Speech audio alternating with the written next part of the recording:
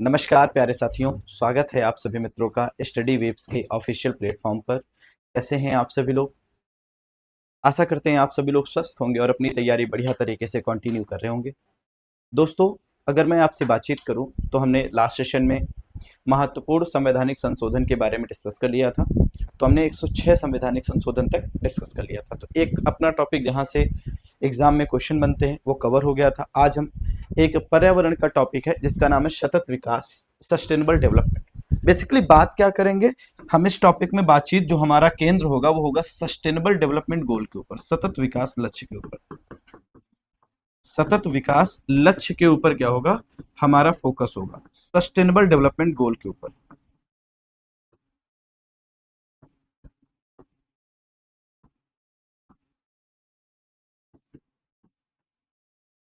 SDG, ठीक।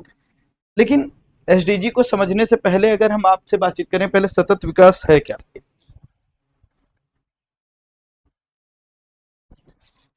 जैसे बातचीत करी जाए सतत विकास क्या है, तो बिल्कुल सिंपल सी भाषा में समझिएगा कि सतत विकास के बारे में जब हम आपसे बात करेंगे तो हम कहेंगे इस संसाधनों के प्रयोग की ऐसी अवधारणा, संसाधनों के प्रयोग की ऐसी अवधारणा, संसाधनों के प्रयोग की ऐसी अवधारणा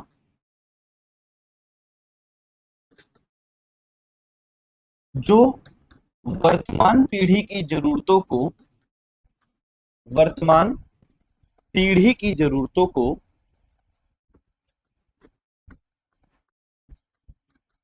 जरूरतों को तो पूरा ही करे, पूरा ही करे, साथ ही साथ आने वाली पीढ़ी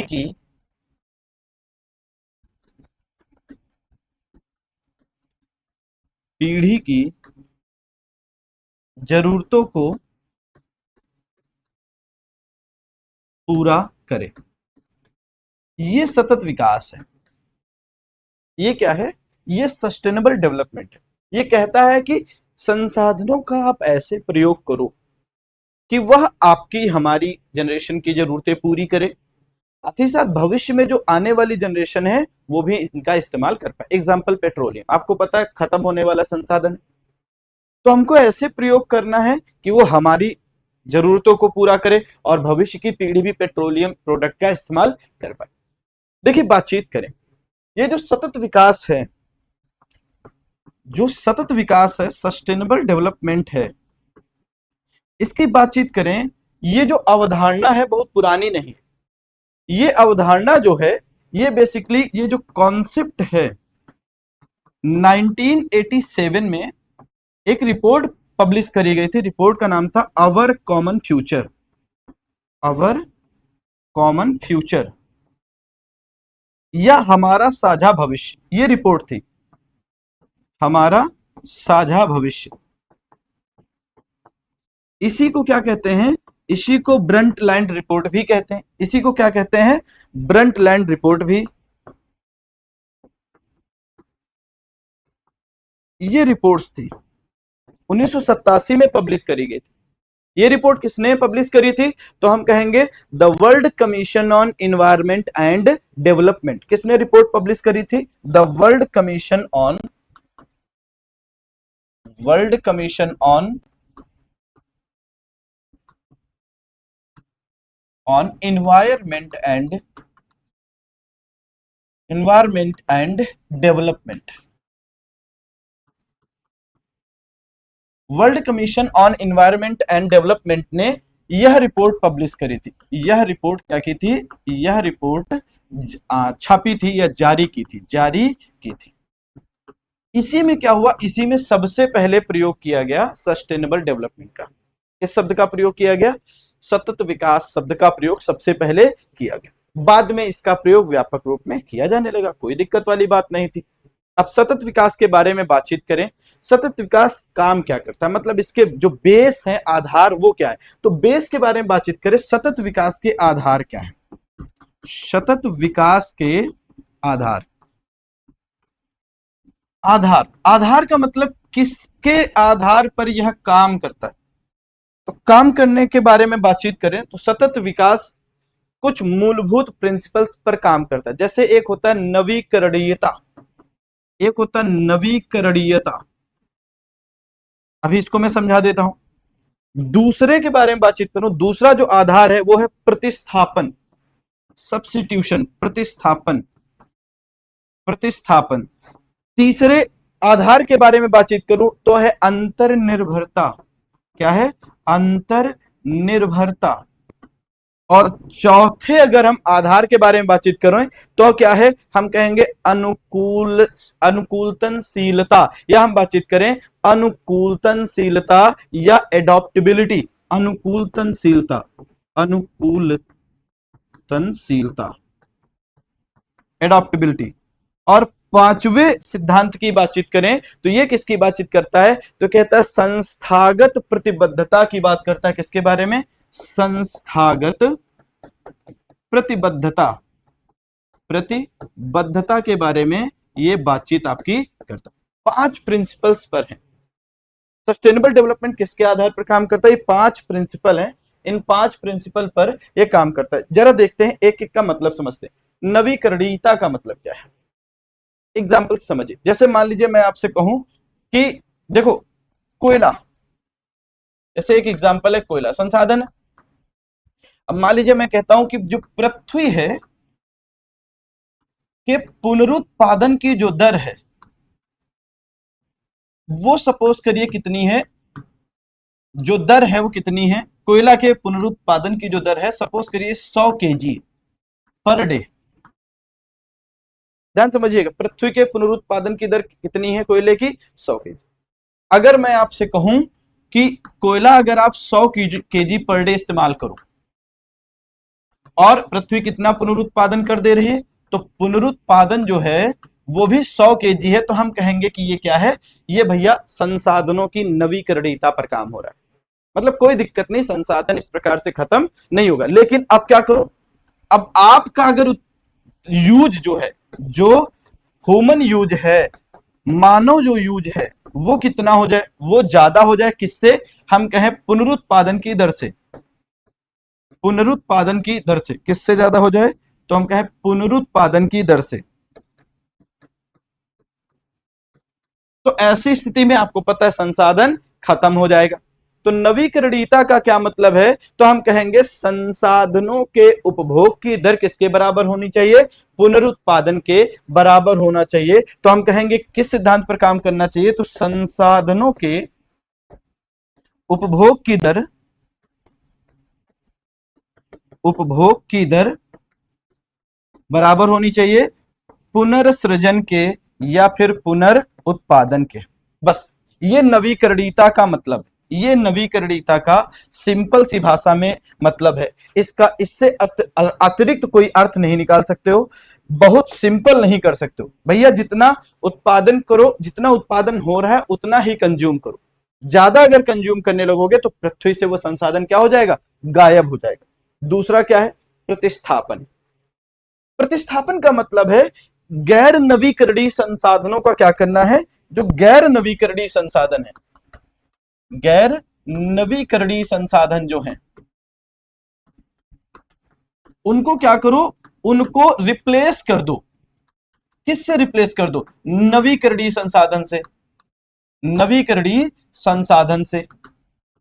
इसका क्या मतलब है? एग्जाम्पल की बातचीत करें, एक समय तक केवल ये पता था कि भैया जो विद्युत का उत्पादन है वो किससे? कोयले से हो सकता है या पानी से हो सकता है। अभी अल्टरनेटिव आ गए, तो हमको क्या करना? जैसे कोयला है, यानी कि जो एनटीपीसी से विद्युत का उत्पादन कर रहे हो उसको चेंज कर दो। किससे कर दो? सोलर एनर्जी से कर दो, विंड से कर दो, टाइडल एनर्जी से कर दो, मतलब ज्वारीय ऊर्जा से कर दो। तो क्या होगा?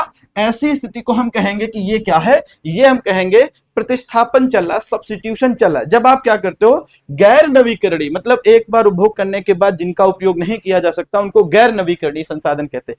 तो हमको क्या करना है, गैर नवीकरणीय संसाधन को रिप्लेस कर देना, किसके स्थान पर, हमको नवीकरणीय संसाधन जितना हो सके। आप सभी संसाधनों को रिप्लेस नहीं कर सकते, लेकिन जितना मैक्सिमम हो सके उतना आप क्या करो, उतना आप चेंज कर दो। अगला क्या है, अंतरनिर्भरता। अगला शब्द जो है वो क्या है, अंतरनिर्भरता। ये क्या बात करता है, कहते हैं एक संपोषणी समाज ऐसा समाज होता है, एक संपोषणी समाज ऐसा समाज होता है जिसमें संसाधनों का आयात नहीं होता है। संसाधन आप आयात नहीं करते हो, लेकिन जिस समुदाय में वंचना भी नहीं होती। वंचना का मतलब दूसरे लोगों को संसाधन का प्रयोग करने की मनाही नहीं होती है, अंतरनिर्भरता कहते हैं। चौथा शब्द क्या है, तो चौथे शब्द के बारे में जाएंगे। चौथा शब्द है अनुकूलनशीलता। चौथा शब्द क्या है, अनुकूलनशीलता। अनुकूलनशीलता का क्या मतलब है, अनुकूलनशीलता के बारे में बातचीत करें। अनुकूलनशीलता का मतलब है जो विकासशील समाज हैं, जो विकासशील देश हैं, वो बदलते पर्यावरण के अनुरूप खुद को बदलने। अनुकूलनशीलता का मतलब क्या है, बदलते पर्यावरण के प्रति, बदलते पर्यावरण के प्रति अपने आप को या समाज को क्या करना, या समाज को बदलना, या समाज को परिवर्तित करना। ये क्या कहलाता है, समाज को बदलना, यही परिवर्तनशीलता कहलाता है। और अगला जो है वो क्या है, तो हम कहेंगे संस्थागत प्रतिबद्धता। संस्थागत प्रतिबद्धता क्या होती है, संस्थागत प्रतिबद्धता के बारे में बातचीत करें। विभिन्न नियम बने हैं, विभिन्न विनियम बने हैं, विभिन्न संवैधानिक प्रावधान किए गए हैं, विभिन्न संस्थाओं की स्थापना की गई, और इसमें से हम क्या करेंगे, इनमें आपस में समन्वय हो। ध्यान समझिएगा, संस्थागत प्रतिबद्धता का मतलब है नियमों, कानूनों, संवैधानिक संवैधानिक प्रावधानों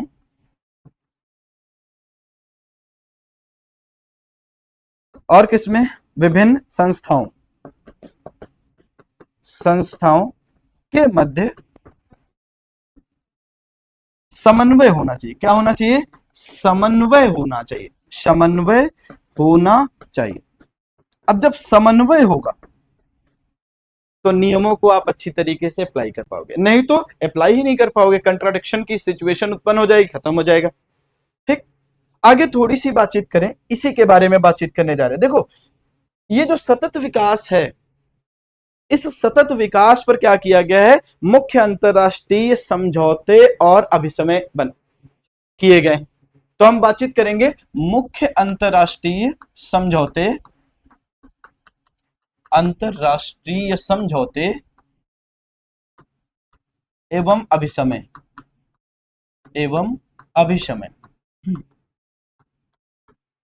ये क्या करते हैं, मुख्य अंतरराष्ट्रीय समझौते एवं अभिसमय। ध्यान से समझिएगा इसको।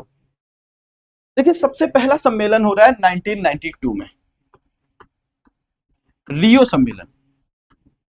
सम्मेलन हो रहा है। ये कहां पर हो रहा है, तो ब्राजील का एक शहर है रियो डी जेनेरियो।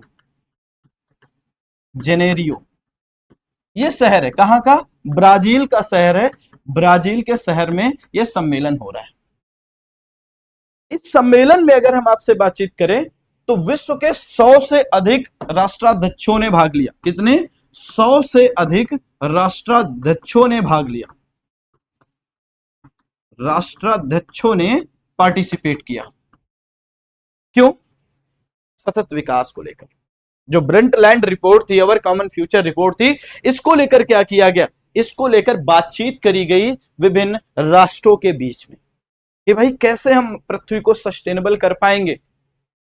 तो यहां पर निकल के क्या आता है, यहां पर निकल के आता है कि भैया हमको क्या करना है, पर्यावरण संरक्षण करना है। पहला जो मोटिव रखा गया कि भैया पर्यावरण का कैसे संरक्षण किया जाएगा, पहला काम।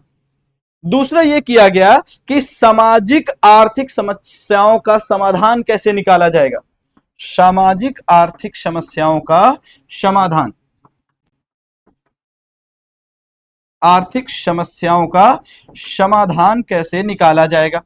तो ऐसी स्थिति में दो महत्वपूर्ण संस्थाओं की स्थापना हुई। दो महत्वपूर्ण संस्थाएं कौन है? एक है UNFCCC, United nation framework convention on climate change, मतलब जलवायु परिवर्तन अभिशमय, परिवर्तन अभिशमय, अभिशमय, अभिशमय। दूसरा क्या था? United nation convention on biodiversity, मतलब आप कहोगे जैव विविधता अभिशमय, जैव विविधता अभिशमय। इन दो कन्वेंशन पर क्या हुआ? स्थापना करी गई है। कब की जा रही है? तो इसकी स्थापना ही हो रही है 1992। और एक और काम किया गया, और अगला काम क्या किया जा रहा है? अगला जो काम है वो किया जा रहा है कि भैया क्या किया जा रहा है, 21वीं सदी में सतत विकास की प्राप्ति के लिए कार्य योजना भी अपनाई जा रही। 21वीं सदी में, 21वीं सदी में सतत विकास प्राप्त करने के लिए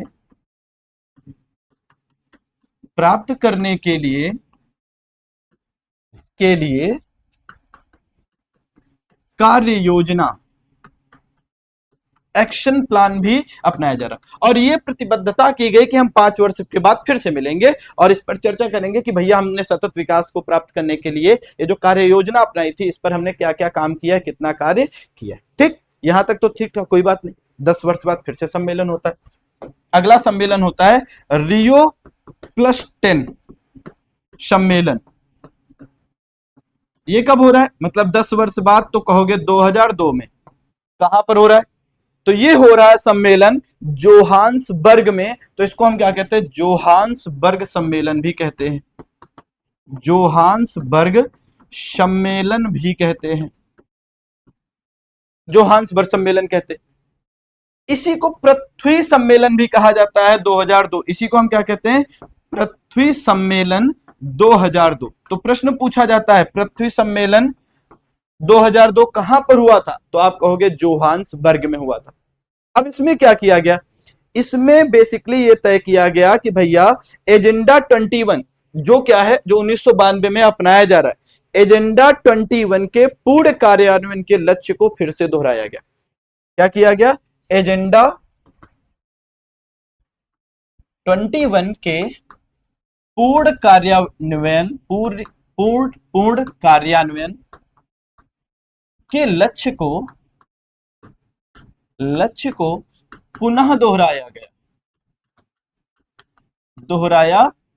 गया। और दूसरा काम क्या हो रहा है? दूसरा काम हो रहा है मिलेनियम डेवलपमेंट गोल्स को अपनाया गया। दूसरा काम क्या हो रहा है? एक काम तो ये हो गया, दूसरा काम हो रहा है मिलेनियम डेवलपमेंट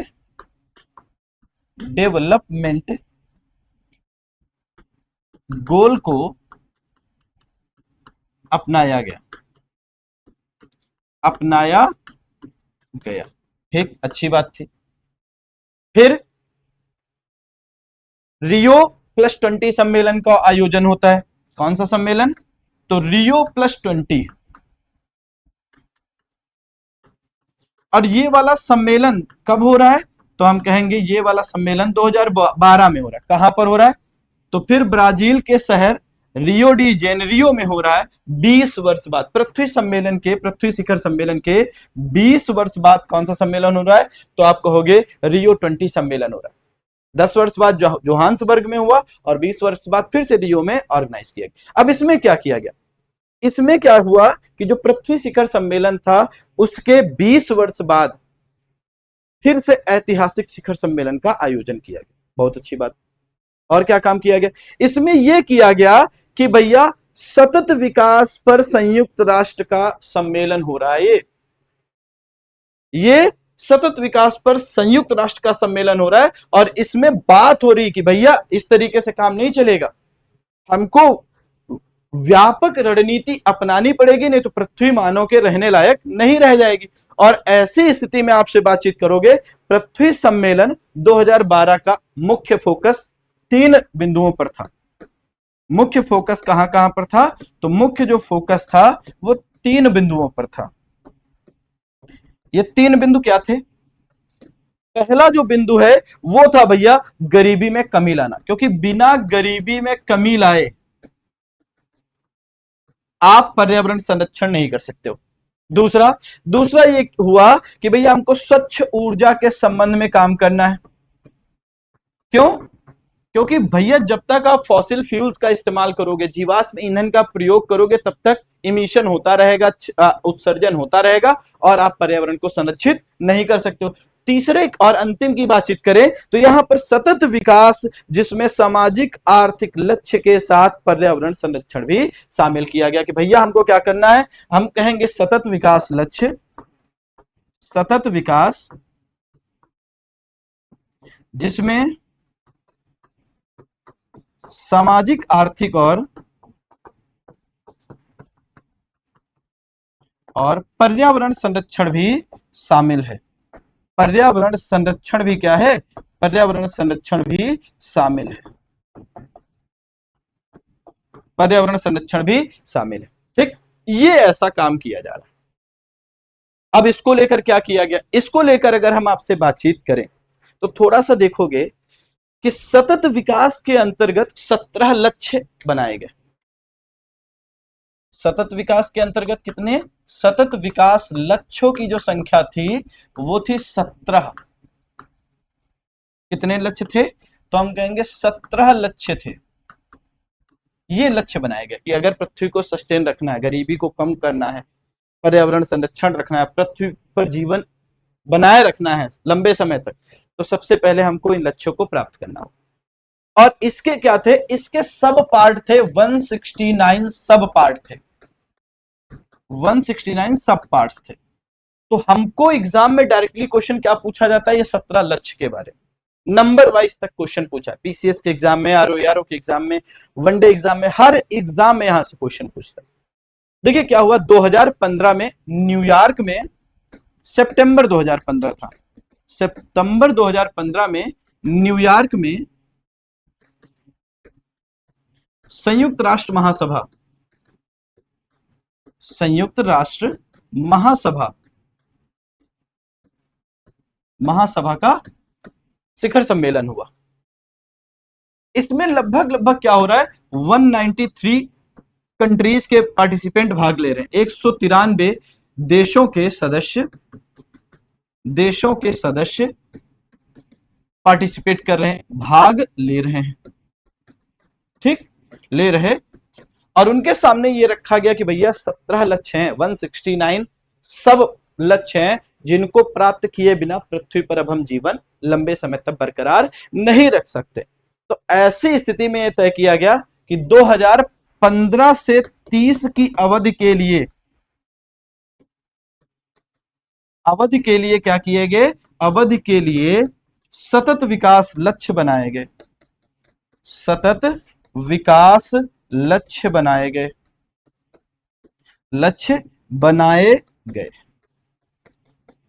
जिनको प्राप्त करना मुख्य उद्देश्य था।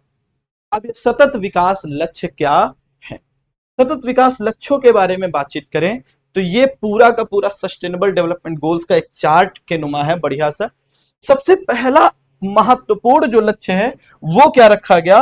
वो रखा गया था भाई, यहां पर देखेंगे, करें नो पॉवर्टी, मतलब गरीबी को हटाना है, गरीबी विश्व से नहीं चाहिए या विश्व में गरीबी नहीं होनी चाहिए। अब गरीबी हटा दोगे, अगर गरीबी को कम कर लिया तो दूसरा काम क्या होगा? गरीबी कम होने का मतलब है भूखमरी नहीं होगी, जीरो हंगर, भूखमरी नहीं होगी। भूखमरी को भी आप क्या करोगे? हटा ले जाओगे, भूखमरी नहीं होगी। बहुत बढ़िया, ध्यान सुनिएगा, गरीबी हटा ले जाओगे। भैया अगर व्यक्ति गरीब नहीं है तो खाने की कमी कैसे होगी? तो गरीबी भूखमरी एक साथ चलेगा।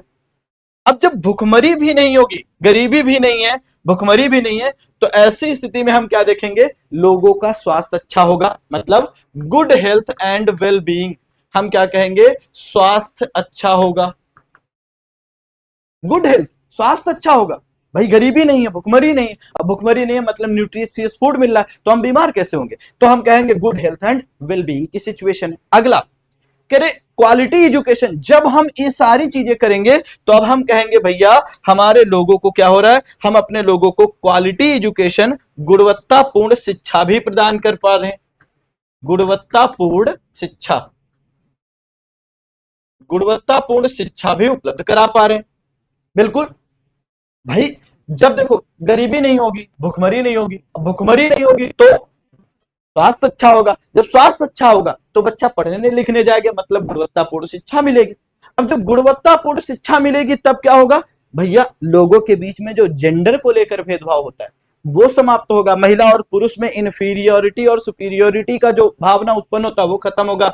मतलब अगला हम कहेंगे लैंगिक समानता की सिचुएशन बनेगी। तो एसडीजी 5 क्या है? एसडीजी 5 बात करता है जेंडर इक्वालिटी की।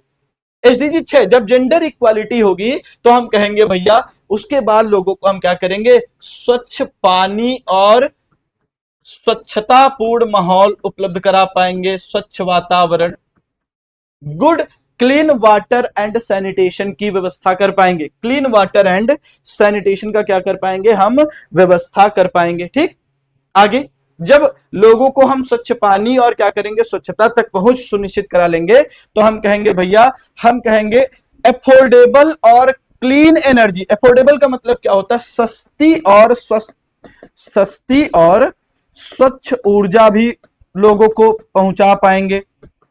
सस्ती और स्वच्छ ऊर्जा, तो हम कहेंगे अफोर्डेबल एंड क्लीन एनर्जी जो है सस्टेनेबल डेवलपमेंट गोल नंबर 7 की बात करता है।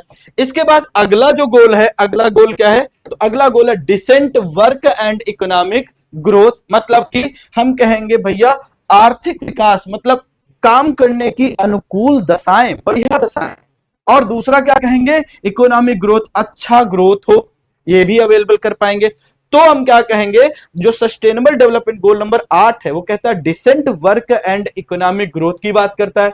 अगला है 9 नंबर की बातचीत करें तो 9 नंबर क्या कहता है, कह रहा उद्योग नवाचार और अवसंरचना। किसकी बात करेगा, उद्योग नवाचार और अवसंरचना, और अवसंरचना की बात करेगा। अवसंरचना मतलब इंडस्ट्री, इनोवेशन एंड इंफ्रास्ट्रक्चर। इसके बिना विकास संभव नहीं है। भाई विकास कैसे मिलेगा, तो विकास को प्राप्त करने के लिए हमको इंडस्ट्रियल डेवलपमेंट करना होगा और उसमें इनोवेशन लाना पड़ेगा और उसके साथ साथ हम इंफ्रास्ट्रक्चरल डेवलपमेंट करें। ठीक, फिर हम कहेंगे असमानता को कम करना। भाई पूरे विश्व से असमानता भी तो कम होनी चाहिए। असमानता अपने आप में क्या है, असमानता अपने आप में एक अभिशाप है। तो असमानता को क्या करना, असमानता में कमी लाना।